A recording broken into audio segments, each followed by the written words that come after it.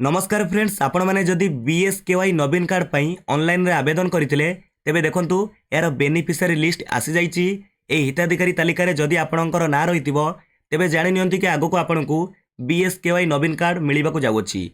तेणु ए वीडियो रे आपण माने जानिबाकु पाइबे कि ए बीएसकेवाई नवीन कार्ड रो बेनिफिशियरी लिस्ट को आपण माने किपरि ऑनलाइन रो चेक करी देखि परिबे आपणकर ना रहिछि कि नहीं।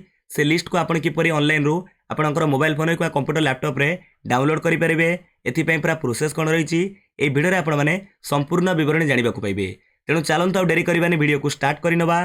ता पूर्व आपको छोटिया रिक्वेस्ट, जदि आपण मैंने एपर्यंत आम चैनल को सब्सक्राइब करना चैनल वीडियो आपको इनफॉर्मेटिव लगुच तेज निहत भाव फ्रेंड्स आपण मैंने आमर चैनल को सब्सक्राइब करेंगे। एथिपाई देखंतु आपको सर्वप्रथमे आपणकर मोबाइल फोन हो कि कंप्यूटर लैपटॉप रे जेकोसी ब्राउजर आसी गूगल ओपन करने को पड़ो। यापर आप सर्च करेंगे बीएसकेवाई नवीन कार्ड। देखिपे आप जो बीएसकेवाई नवीन कार्ड सर्च कर आपण सामने फास्ट वेबसाइट शो करुच्ची। ये वेबसाइट ना हो BSKY novin.odisha.gov.in। देखंतु ये वेबसाइट लिंक आपन को ए वीडियो डिस्क्रिप्शन में मिल जाव। सेठार लिंक ओपन कर आप सीधा सड़क ये ऑफिशियल वेबसाइट होम पेज पहुंच पारे। किंबा जदि आप सर्च कर लिखा जाइए BSKY नवीन कार्ड, ये फास्ट वेबसाइट उपर क्लिक करूँ। जितेबाला तारी पर आप क्लिक कर देखिए official website home page T एमती ओपन हो जाऊँगी। एटार ऊपर लिखा जाइए विजु स्वास्थ्य कल्याण योजना। देखंतु एठारे राइट साइड को लक्ष्य करूँ, ऊपर ऑप्शन लिखा जाइए बेनिफिशियरी लिस्ट। देखिपे ए बेनिफिशियरी लिस्ट उपर आप क्लिक करूँ। जितेबाला तारी पर आप क्लिक कर एमती एक नुआ पेज टी ओपन हो जाऊँगी। फास्ट एठार आपन को डिस्ट्रिक्ट सिलेक्ट करा कहूँ। आपणकर जिलाटी को बाछि नियंतु, तापर ब्लॉक सिलेक्ट करूँ। यापर आपणकर ग्राम पंचायत रु सिलेक्ट कर नियंतु। यापर व्यू उपर क्लिक करूँ। जितेबाला व्यू उपर क्लिक करुँच एठार देखो जीपी नेम शो कर अर्थात आपणकर ग्राम पंचायत नेम शो कर। तापर एठार डाउनलोड चिन्ह रही पीडीएफ चिन्ह रही या डाउनलोड करने को पड़ो। आरिपर क्लिक करूँ।